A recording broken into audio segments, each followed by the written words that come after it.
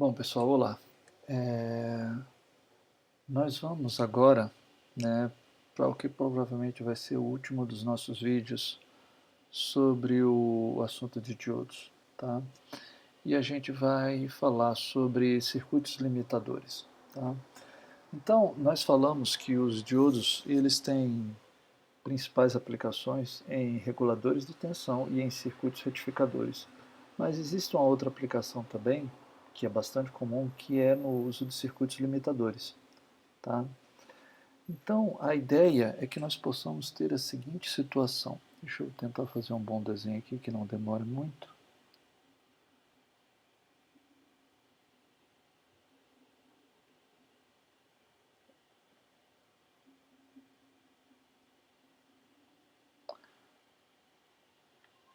Então, aqui nós vamos ter o sinal de entrada VI, aqui nós vamos ter o sinal de saída VO, e vamos tentar fazer a melhor curva que eu puder aqui. Deixa eu ver.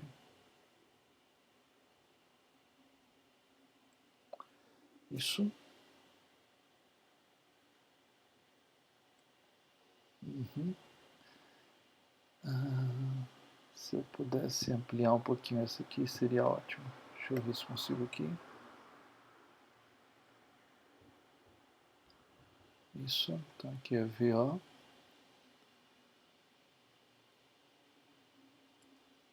Pronto.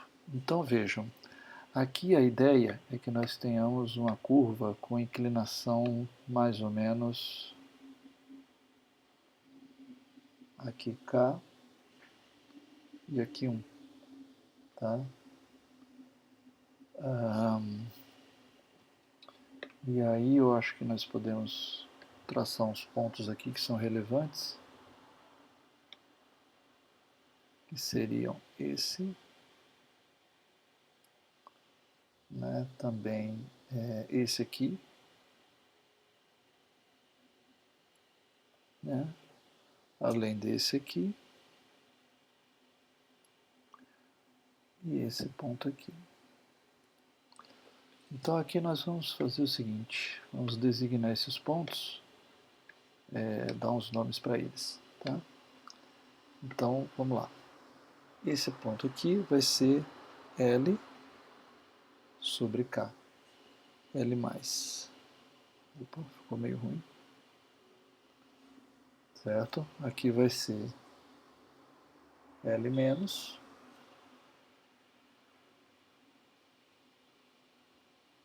sobre K, tá? E aqui vai ser L mais e aqui vai ser L menos, tá? Então, o que esse circuito está dizendo para mim? O que esse gráfico, perdão, está dizendo para mim? Está dizendo que enquanto o sinal de entrada varia assim, o sinal de saída varia assim. E quando o sinal de entrada passa desse limite, o sinal de saída para de variar e não varia mais. Então o circuito vai impor uma limitação aqui e outra limitação aqui embaixo. Certo? Então a gente pode escrever o seguinte, né? Ou seja,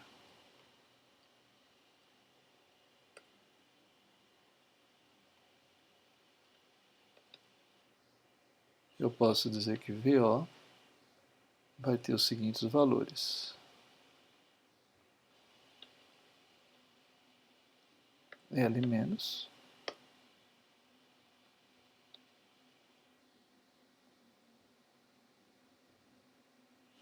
na verdade eu confundi aqui, deixa eu corrigir isso aqui, mas é coisa pouca, pessoal. Aqui é menos L, aqui é mais L, aqui é mais L sobre K e aqui é menos L sobre K. Pronto, desculpe. Então aqui eu tenho que o valor de VO vai ser igual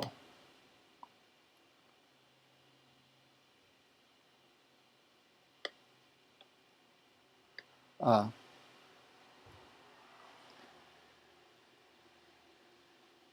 menos L, né? Se VI for menor que menos L sobre K,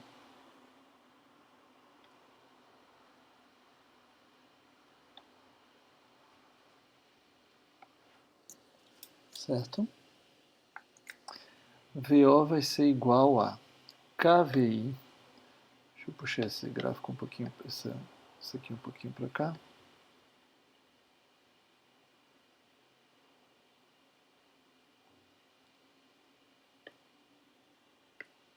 Vai ser igual a KVI, tá? Se eu tiver os limites entre menos L sobre K menor ou igual que VI menor ou igual que mais L sobre K, e aqui eu vou ter mais L se VI for maior que mais L sobre K. Então é isso que esse gráfico está dizendo para a gente, né? Ou seja, para essa faixa do sinal de entrada, o sinal de saída varia, mas para valores fora dessa faixa, o sinal de saída não aumenta mais, tá bom? Bom, além disso, a gente pode dizer o seguinte, que se K for maior que 1, tá? Eu tenho um limitador ativo. Tem-se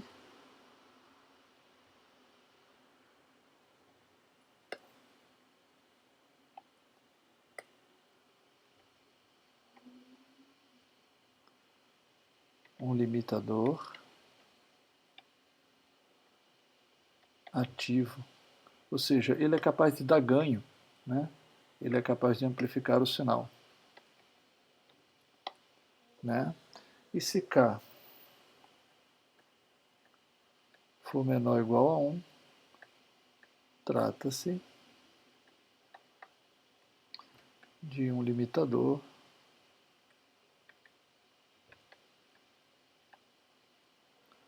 passivo. Ok? Bom, e como é que eu implemento um limitador desses? Tá? Então vamos ver aqui alguns exemplos de limitadores.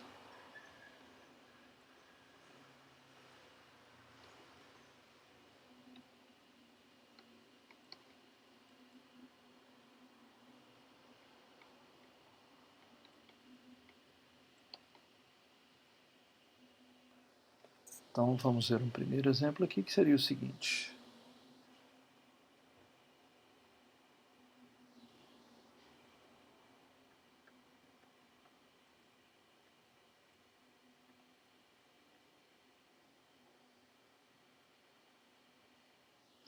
Então aqui eu tenho a saída VO, aqui eu tenho a entrada VI, tá? Um resistor R para limitar a corrente. E nesse caso aqui eu posso dizer que o meu circuito ele tem o seguinte jeitão.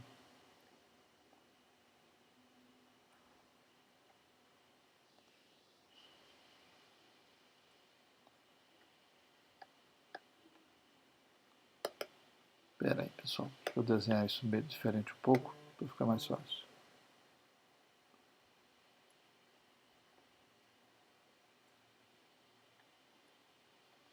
Pronto.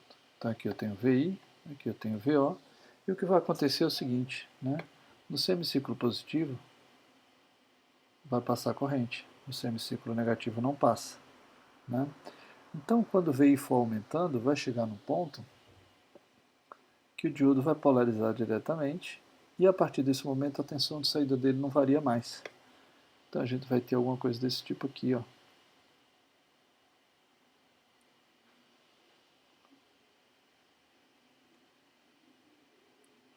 Onde aqui é 0,7 volts, né? Então, enquanto o diodo estiver cortado, enquanto o diodo não estiver diretamente polarizado, não passa corrente pelo resistor. E a tensão de saída em cima do diodo é igual à tensão de entrada VI. A partir do momento que o diodo polariza diretamente, isso se dá em que momento? Usando o modelo da cadeia de tensão constante, quando ele excede 0,7. Aí a tensão do diodo não varia mais, e ele limita o circuito positivamente. Tá? Aí se eu inverter esse circuito, e se eu fizer ele assim, ó,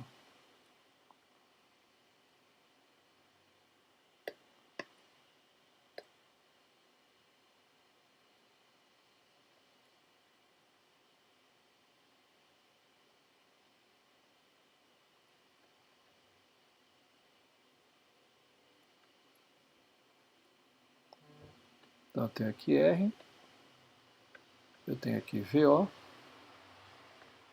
e eu tenho aqui VI.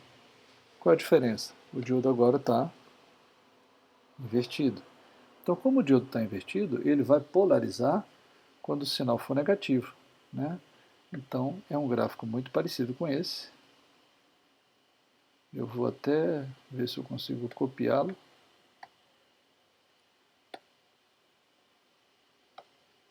Vamos ver se dá certo aqui. Isso. Só que eu vou apagar esse pedaço. E ele agora, na verdade, ele vai ter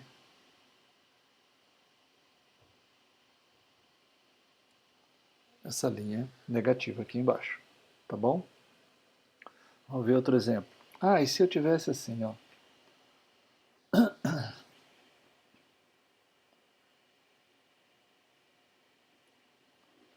E se eu tivesse algo assim?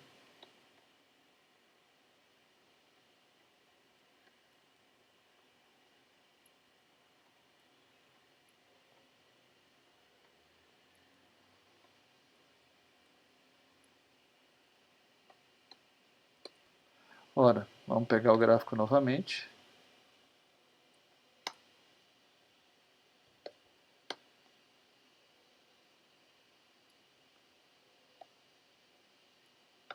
E o que vai acontecer nesse caso é que vai haver uma limitação, tanto positiva quanto negativa, tá? Porque no sentido positivo, esse diodo, perdão, no sentido positivo, esse diodo vai deixar a corrente passar e vai limitar em 0,7 a saída positivamente. No sentido negativo, esse diodo vai deixar a corrente passar e vai deixar a saída limitada em 0,7 negativamente. Então aqui eu deveria ter trocado o valor aqui para baixo, menos 0,7 volts, né? E aqui eu vou ter o 0,7 em cima e o menos 0,7 aqui embaixo. Bom, não precisa do volt. Bom, na verdade, deveria pôr, né? Ou então eu já sei. Eu apago aqui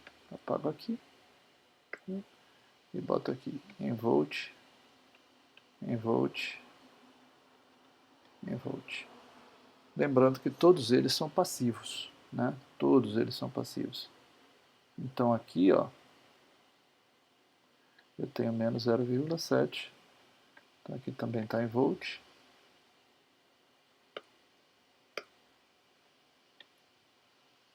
Aqui eu vou ter 0,7. E aqui eu vou ter menos 0,7. E aqui eu vou ter 0,7. Então todo mundo está em volt.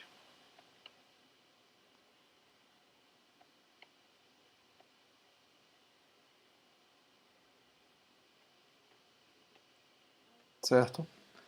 Vamos ver se temos mais algum exemplo que a gente possa dar para vocês. Ah, sim, legal. Então, uma outra alternativa seria eu fazer isso aqui, por exemplo, olha só.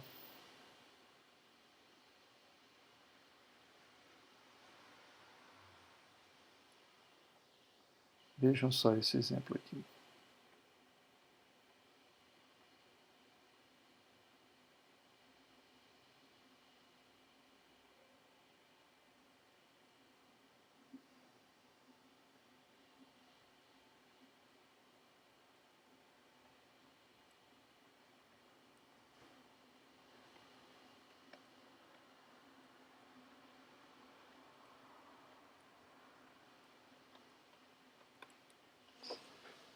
Então vejam que aqui o que eu tenho?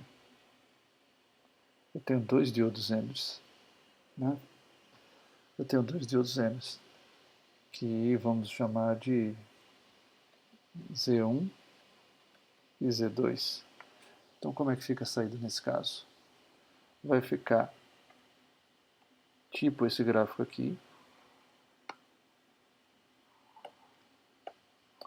só que com uma diferença muito importante, né? Os valores não vão ser 0,7, tá?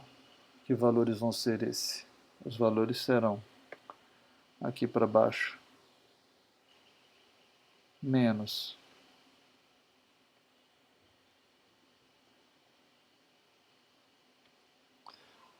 Então veja, o semiciclo negativo, tá? É quando a corrente faz isso, ó. Então quando a corrente faz isso, Z1 está reversamente polarizado e Z2 está diretamente polarizado. Então aqui vai ser a tensão nominal do Zener Z1 mais 0,7, porque o Zener Z2 a gente vai sumir também o modelo daquela tensão constante para ele, tá? E aqui em cima,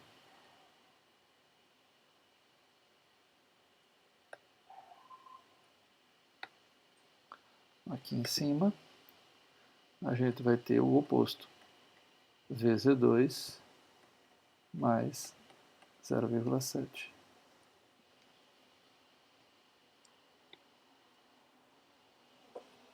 Tá? Com esse ponto aqui, ó. Certo? Bom, então essas são algumas aplicações de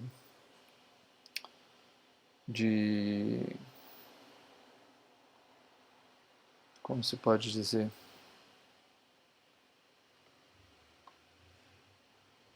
de circuitos limitadores implementados com diodos. Tá?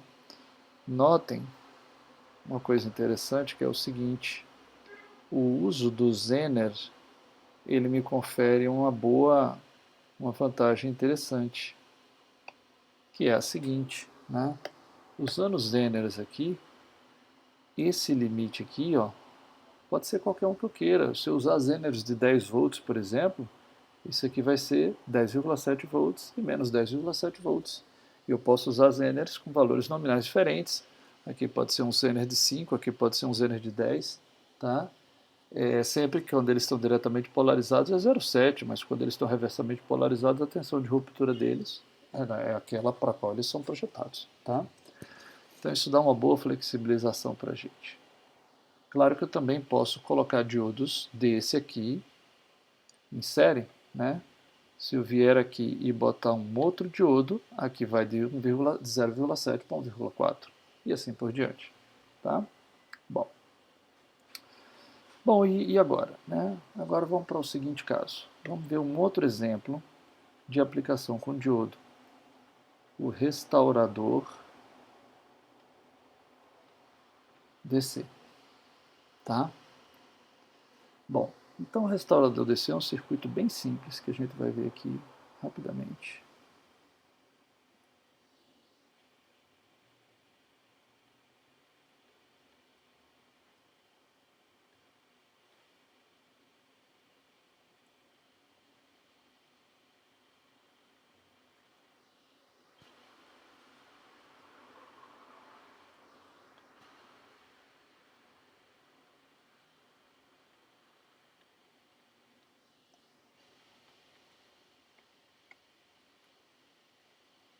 Então a gente tem a tensão de saída aqui, né? Aqui eu tenho uma fonte de sinal, vou chamar de VS. E aqui eu vou ter, deixa eu puxar ele um pouquinho para baixo.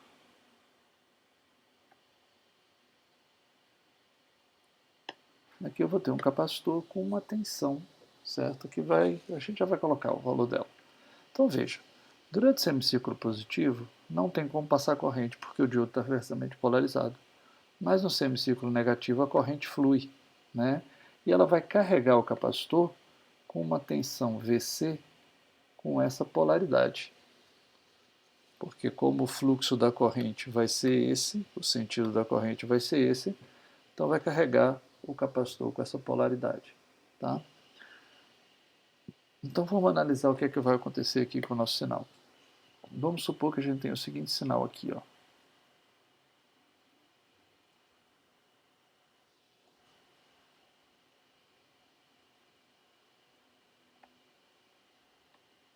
Então aqui eu tenho VI e aqui eu tenho tempo, tá? E o meu sinal VI era do seguinte jeitão aqui, ó.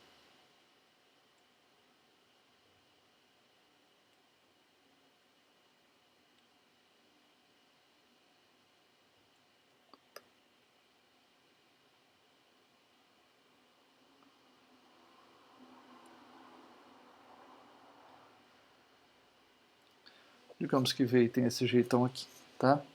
O que vai acontecer agora? Veja. Durante o semiciclo negativo, tá? Durante o semiciclo negativo, o capacitor vai ser carregado assim, ó. E como é que vai ser a saída durante o semiciclo negativo? Ora, para assim, importante, vamos considerar que a gente está usando o diodo pelo modelo ideal, tá? Não muda muita coisa não, mas só para ficar ainda mais óbvio. Então, nesse primeiro trechinho aqui, ó, como a corrente está circulando assim, a queda de tensão em cima do diodo é zero, porque eu estou considerando o modelo ideal. Então eu vou usar em vermelho aqui para poder fazer o VO. Eu vou ter isso aqui. Não vai ter saída nenhuma. Certo? Aí o capacitor carregou com o valor de pico negativo, porque a corrente circulou assim. Digamos que eu tinha 5 volts aqui, negativos. 5 positivo e 5 negativo. Então ele vai carregar aqui, ó, com mais menos 5 volts. Quando for no semiciclo positivo, eu vou ter os 5 volts daqui, mais outros 5 volts aqui, ó, os dois na conversão de gerador. Ó. Entra pelo menos, sai pelo mais, entra pelo menos, sai pelo mais. Então esses dois caras vão se somar e eu vou ter aqui na saída um sinal com o dobro da amplitude, ou seja, isso aqui. E assim vai ficar até esse momento. Quando rodar negativo de novo, ele vai para zero. Né? E assim vai ficar se repetindo o tempo todo. Então notem que com isso, tá, esse sinal aqui que não tinha nível DC, agora tem um determinado nível DC. Tá? E de que maneira isso poderia me ser útil? Tá? De que maneira isso poderia me ser útil? Eu não sei se vocês já estudaram, mas existe uma técnica chamada de PWM. Né? Na técnica de PWM, você controla um motor DC ligando e desligando o sinal, chaveando ele. Tá? Eu não sei se vocês, na infância de vocês, brincaram com isso, mas eu fiz na minha, faz muito tempo. Mas eu ficava ligando e desligando o ventilador bem rápido, o mais rápido que eu podia. E o resultado disso era o seguinte: o ventilador acelerava e diminuía, mas ele não chegava a parar por causa da inércia. Se eu conseguisse ser super rápido, The Flash, né, a velocidade ia ser tão grande que o ventilador não ia ter tempo de acelerar e desacelerar e ele ia convergir para uma certa velocidade. E essa velocidade ia depender da razão entre o tempo que eu mantive o ventilador ligado e o tempo que eu mantive o ventilador desligado. Então, é como se eu tivesse um sinal assim, ó. Deixa eu escrever aqui, ó. PWM. Imagine que eu tenho isso aqui, ó.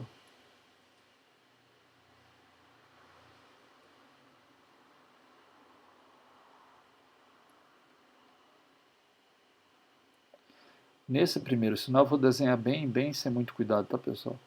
Nesse primeiro sinal, vamos supor que ele é assim, ó.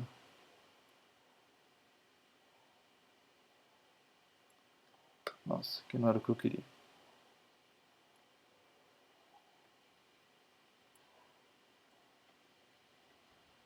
O que vai acontecer? Ele vai convergir para o nível médio, que é mais ou menos a metade do sinal. Agora, nesse caso aqui, vamos supor que acontece isso aqui, ó.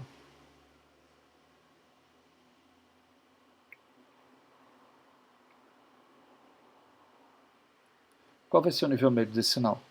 Vai ser bem próximo do valor máximo, tá? E se eu fizesse assim, ó?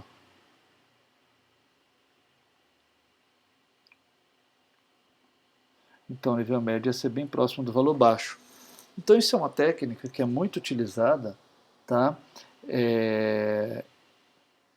Para poder você acionar motores DC usando microcontroladores que não possuem saída analógica. Tá? Então você usa saída digital, mas você controla a razão entre o tempo de alta e o período. Né? Então o período é isso aqui, ó. E o tempo de alta é isso aqui. Então a razão entre o tempo de alta e o período me dá o PWM. E assim eu consigo controlar um motor usando uma saída digital.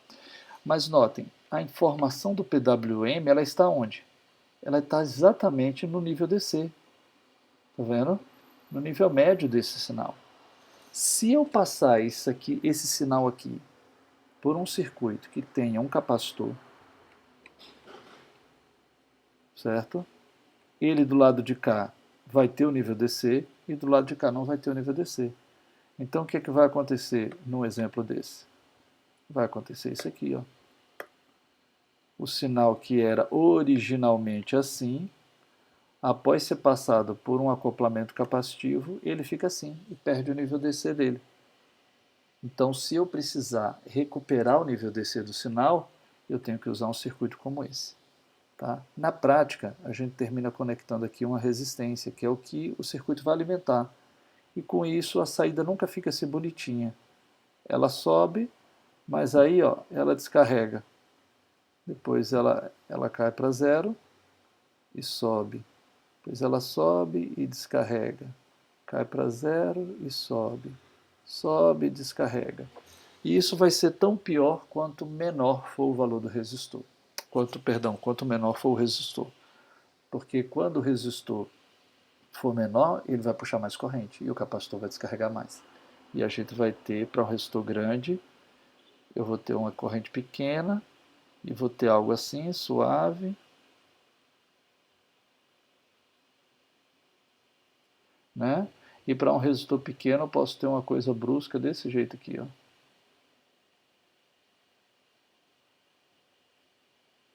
E assim por diante, tá? Então vai depender do resistor que eu utilizar, certo?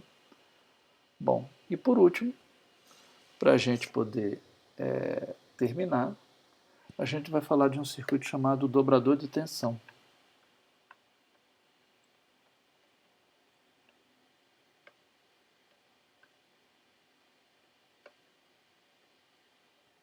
Então, o dobrador de tensão é um circuito assim.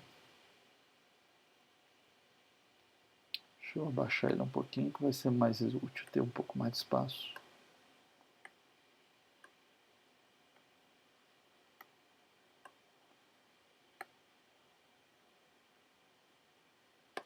Ok. Então, seria assim.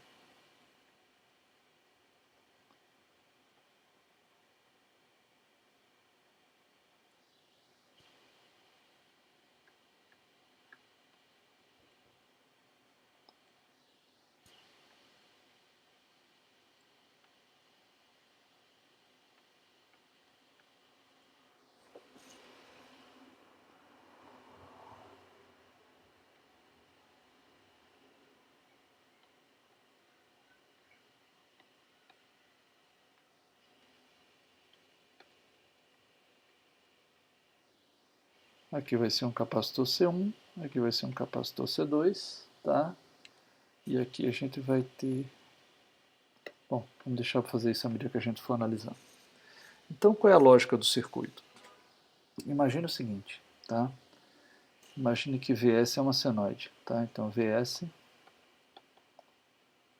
vai ser igual a Vp seno de ômega t, tá? Então, o que é que vai acontecer? Vai acontecer o seguinte. No semiciclo positivo, eu vou carregar esse capacitor assim, ó. Esse diodo não vai deixar a corrente passar para lá. Então, eu vou carregar esse capacitor assim. Eu vou carregar até que valor? Até mais, menos, o valor de pico, que é esse aqui. Certo? Vou carregar ele assim. Quando for no semiciclo negativo, aí a coisa vai fluir para cá, ó.